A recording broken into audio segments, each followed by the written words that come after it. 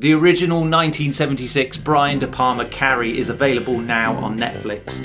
Do yourself a big favour and watch it, because it is 56 types of loopy, and each of them in the very best way possible. So today, no negativity, just loads of love and lots of hugs for spindly Carrie White, in the hope that she doesn't attack me with a fire hose. Kids' version of Carrie is Matilda, but actually watching it again I was reminded of Harry Potter.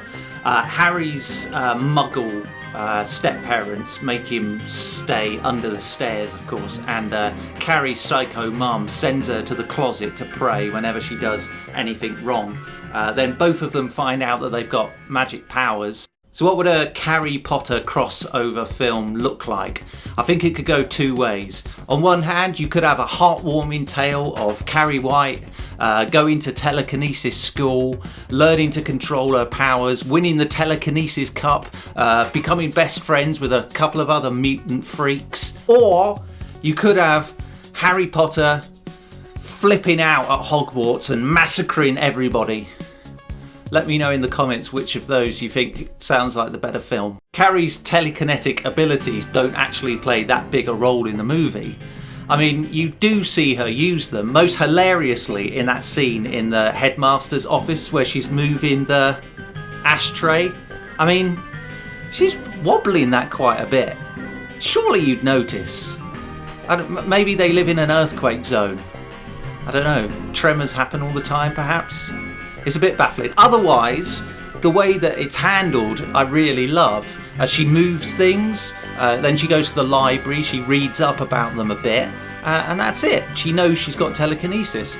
Compare it to the way it's handled in a movie like Chronicle. Now, I love Chronicle, but the second act of Chronicle is all about the boys learning to control their powers, and actually you see them enjoying their powers a little bit. Carrie doesn't have those scenes. Carrie doesn't need those scenes. Carrie would still be a good movie even without the telekinesis. You could actually take that out.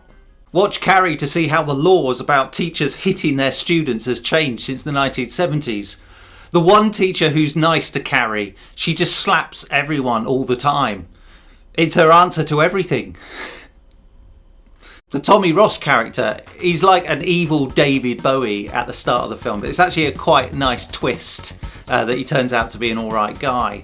Travolta though. Travolta, I mean, Travolta's dynamic with his girlfriend is disturbing. My favourite Travolta moment is when he's driving down the road and just cracks open a beer, starts chugging it back. The 1970s. The pig killing scene when they go and get the blood. I mean, John Travolta uses a sledgehammer to kill the pig, and they managed to get a whole bucket of blood from a mashed up. I mean, how would maybe they massacred all the pigs, and then they drain them? I know it's not relevant, and it is really disgusting, but I just couldn't stop thinking how they got all the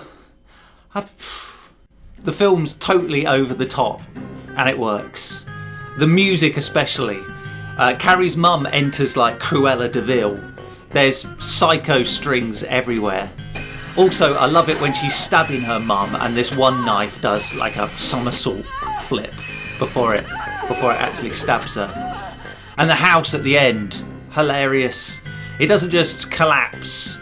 It doesn't just collapse and burst into flames. It collapses, it bursts into flames, and then it sinks into the ground. That is how you end a film.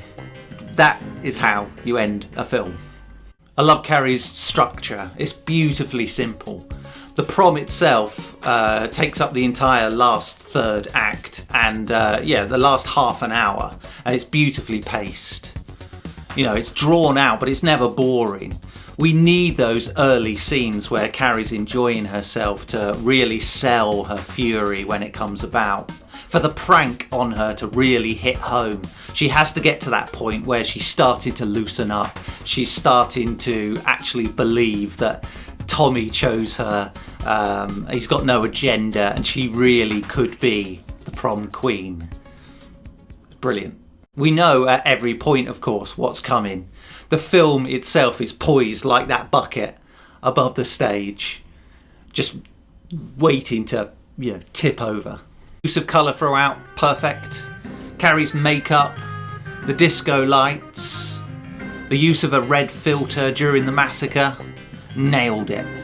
And then she nailed her mum. Other points, one of the chief girl bullies wears a red cap during the film all the time, even at the prom. Imagine having a gimmick like that. Carrie's mum's Christ pose, of course.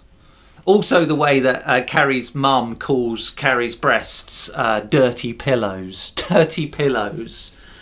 Everyone knows they're shame lumps. Stephen King, this is where it all started, at least on film, and it's crazy that this small, self-contained little story of Carrie White gave birth to such a horror god.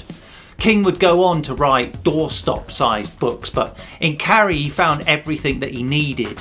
And De Palma's direction is great. I mean, the film's schlocky as hell, and it's not perfect. What's going on in the tuxedo hire shop with that sped-up dialogue? Very strange. But, the prom scene, completely iconic, and it will live on forever.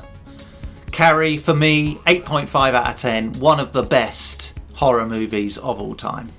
Hi guys, hope you love Carrie as much as me. Thank you for watching this video, and please subscribe if you enjoyed it. I'm trying to post reviews of stuff that you can watch on Netflix at least every other day. So if you like it, please support, and see you soon.